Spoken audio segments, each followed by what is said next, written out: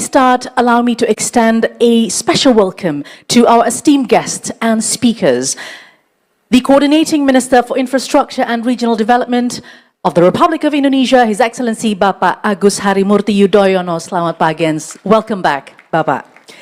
Minister of Foreign Affairs of the Republic of Indonesia, His Excellency Bapak Sugiono. Minister for National Development Planning, Head of Bappenas, His Excellency Bapak Rahmat Pambudi.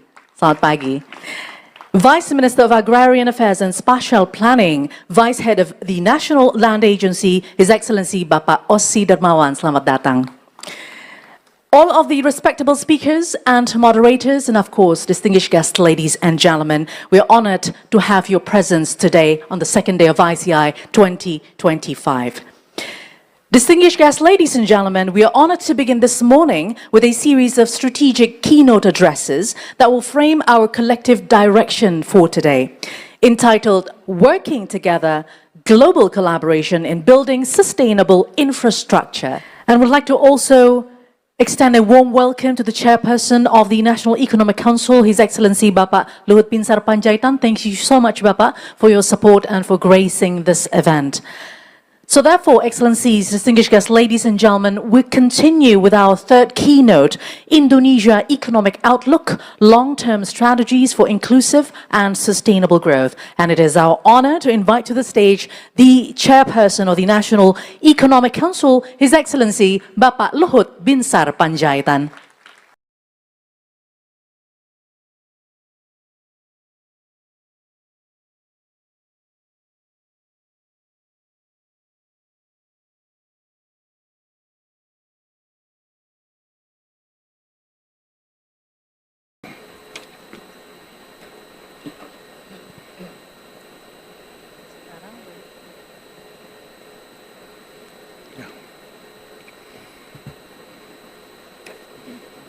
Yeah.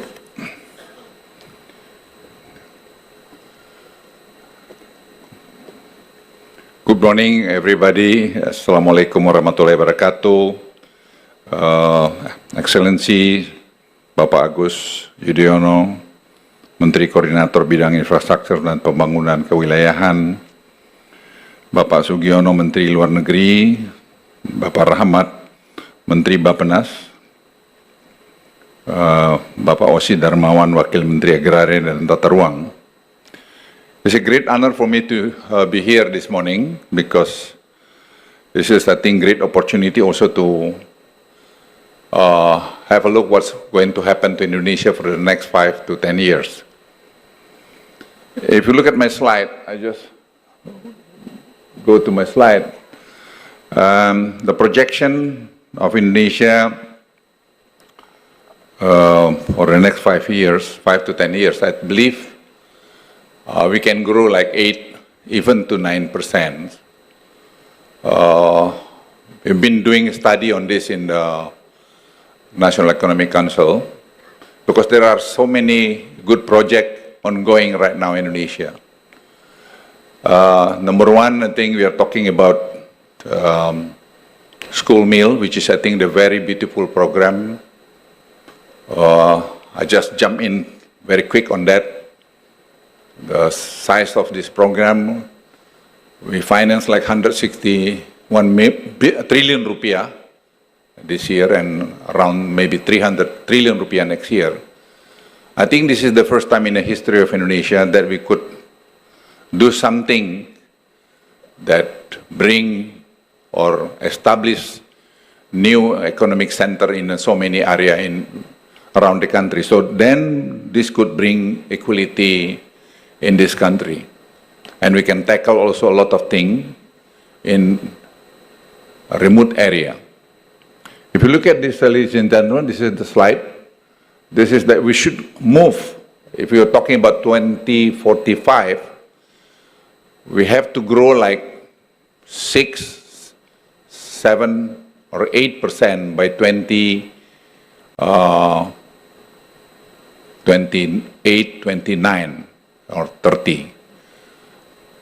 This can be achieved if we work detail and then we focus on that special project of President Prabowo school meal, and we are talking about downstreaming of the agriculture. We can do a lot. We have a lot in Indonesia, and we still have like downstreaming of nickel ore and others. Ladies and gentlemen, you look at the chart here, the slide. You can read this over there, that we are not over optimistic about this, but we are confident because I experienced the last 10 years, nearly 11 years, how do we manage? If you establish a strong, good, professional teamwork, we can tackle this one. We can achieve this target, the 8% growth by 2028, 29. I still remember, and how do we tackle COVID at that time, back to the year 2022, nearly chaotic around the globe. But Indonesia has a very strong team. And we work as a teamwork, and we are very successful to manage how to contain COVID at the same time the economy is still moving. That's, I think, the art of this country at the time, how to deal with this issue. Now, if you look at the global, next slide, please. The imminent global shifts and trade tension in Indonesia economy remains resilient. We're going to have a meeting this morning around 9:30 in the council. How do we respond what happened in US and what happened in China? How much the impact toward Indonesian economy? So this is, I think, a recommendation we are preparing to the president, because the volatile things in US, but at the same time China has also the problem. It's very hard to predict, but we have to prepare the worst and the best scenario in order to respond to this situation. You look at this also, the fragile economic growth in Europe, and I think US could, this is our prediction, could reduce their presence in Europe, but at the same time Europe has a problem also with Russia. So this kind of situation, if you look at also some books written by Ray Dalio, then you can see the cycle, the big cycle of this situation today. If you look at also the slide, economic growth projection by country, this is the slide.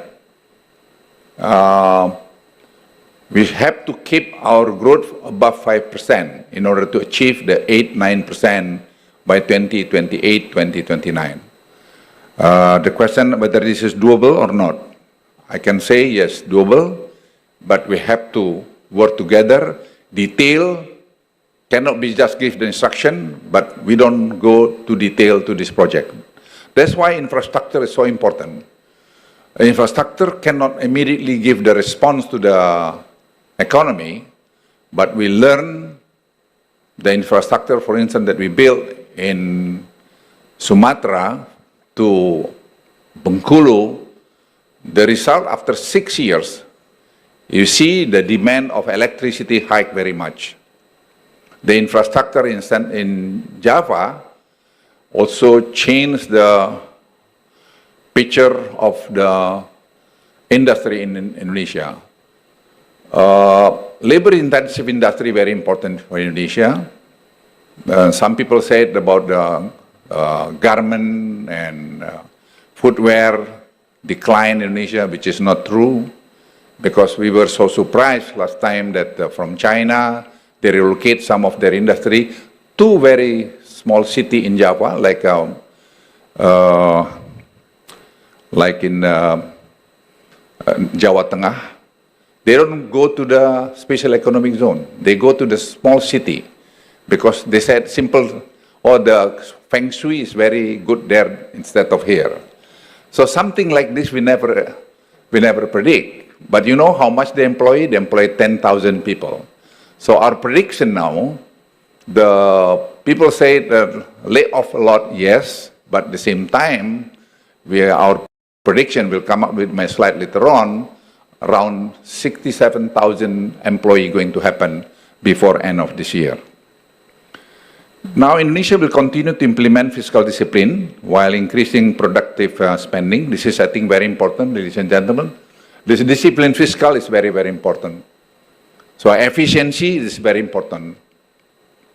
That's why the President Prabowo encouraged to move very quick on the government technology, which is not right now ongoing. The President insists to launch this by this coming August. If you remember, maybe like 2 months ago, President Prabowo also launched already e-catalog, 6 version, which is, I think, a very good thing to manage the government procurement. Right now, 90% of the government procurement all through e-catalog, which is, I think, very efficient. We save like 30 to 40%. And we learn from our experience in COVID. We have a Peduli Lindung, and then now we have a e-catalog, and Simbara, all the mineral right now through the system. So we have to work based on the system.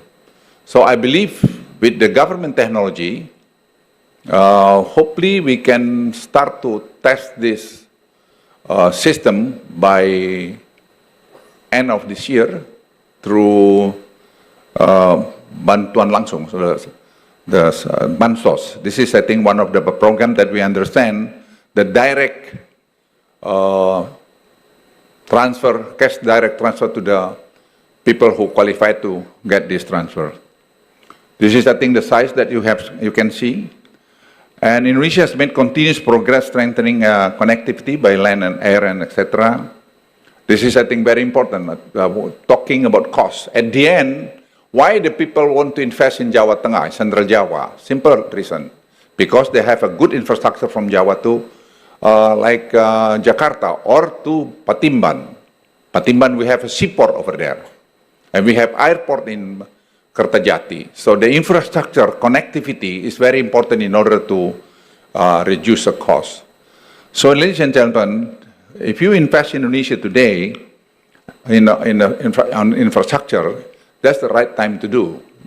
Of course, it takes some time to see the return because but some toll road in Java is very lucrative business to invest. But we offer also to you later on about the infrastructure in Sumatra, toll road from South Sumatra to Medan. Improved connectivity drives the spread of industrial development. I mentioned already this one. And if you look at this one, number of employees that we created because of this, some people pessimistic, but I can tell you honestly, we are very optimistic on this. At the end, people, the investor look at whether they can get return or can they get benefit or profit from their investments. As simple as that. So that's why a number of investors also right now increasing quite good. We don't have much problem in that. I went to China. I just back from China 3 weeks ago. I've been discussed also with some of my friends, colleagues in China. They're willing to do that, to invest in Indonesia, to relocate some of their industry to Indonesia because facilities in Indonesia also very good. And ladies and gentlemen, Trans Sumatra, the other infrastructure to offer to you, the completion, the 1,000 something kilometer. Yeah, this is, I think, financing need to connect Lampung to North Sumatra. This is 161 trillion rupiah. This is, I think, very important for Indonesia because once this toll road we able to finish this by within 5 years time, then we can see the economy can move much faster in the Sumatra area. Because in the middle of Sumatra, there are so many industry over there, so many potential renewable energy over there. I mentioned earlier about free nutrition meal, pro-jobs, pro-poor, and pro-equality program. This is, I think, very, very important for Indonesia to bring equality in Indonesia. Before, we don't have this kind of program. But this program, I sent my team to have a look what's going on the school meal. I think ongoing quite well. Of course, still have some problem here and there, but in general, I think it's going very well. And we're going to establish supply chain because of this. Then we can see the new economic sector in the rural area, in the district, and another area. So we are not focused in one area. So you can imagine 161 trillion rupiah. And normally we can just put it in Java, but right now we spread out all over Indonesia. And next year going to be 300 trillion rupiah. So that's the bring confidence to me, to our National Economic Council, that 8% growth achievable. But again, we have to do with a strong team, and we have to work in detail. The regulation have to be in place. We are working very hard on this issue, and I reported to the President, the regulation should top down, otherwise it's not going to work. That's my experience. So this not easy, but doable. If we work together, I think we can achieve these dreams. Indonesia will continue to transform the economy by shifting from raw materials to value-added industry. I think we experienced about nickel ore. I still remember back to 10 years ago. Our export nickel ore at the time, dirt, is 1.3 billion US dollars. And last year, I think our export after precursor, cathode, and others, it's around 35 billion US dollars. And I believe by 2045, we can go even higher than that. Maybe we can go to around 50 billion US dollars. Only one item, nickel ore, but we have also another potential of the seaweed, for instance. I can tell you seaweed is a very, very important also that we can develop. Because I remember also when we began with nickel ore, we banning the nickel ore export at the time. People complained, some of my colleagues also in the cabinet said, hey, why we lost that 1.3 billion US dollar. But I said to the President at the time, I said, Pak President, yes, we lost 1.3 billion dollars, but over time, maybe 2-3 years, we can get more than that. And last year, we export from nickel ore with downstreaming is over 34 billion US dollars.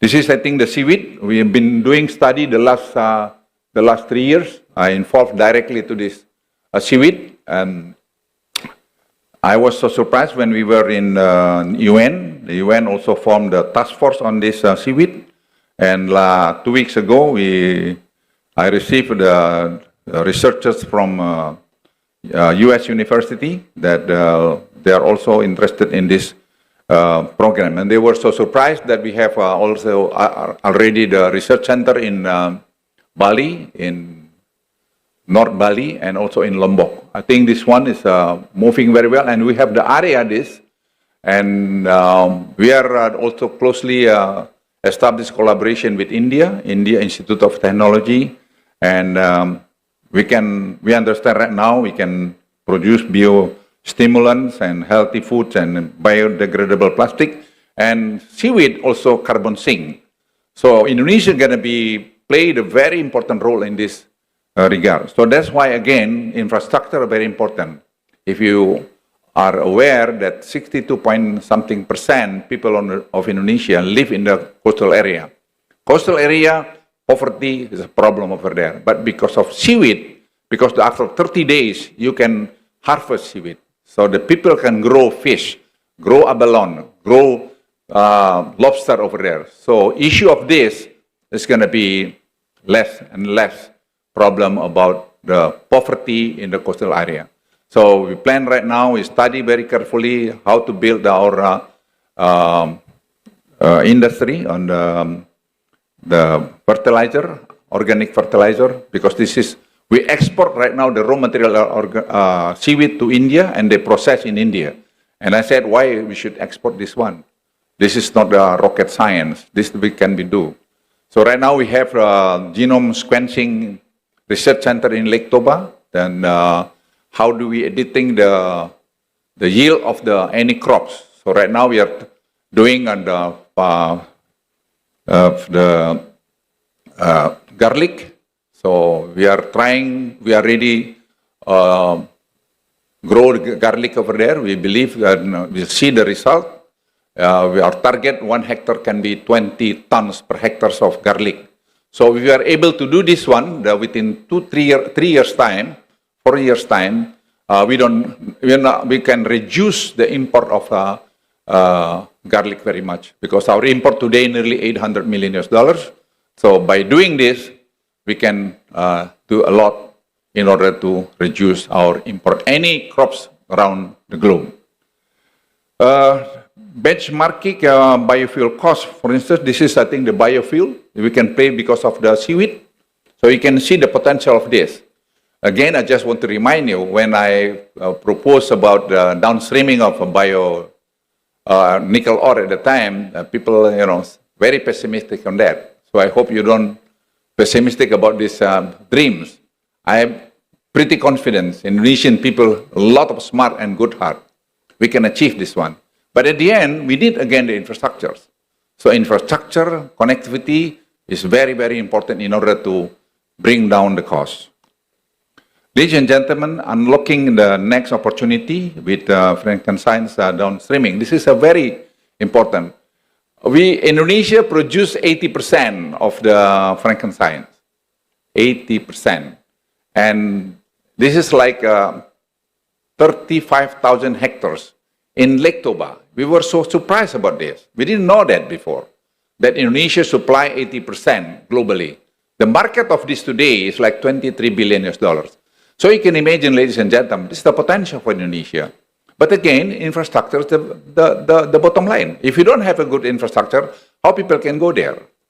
So this is right now ongoing, and genome sequencing also working on that. We are able to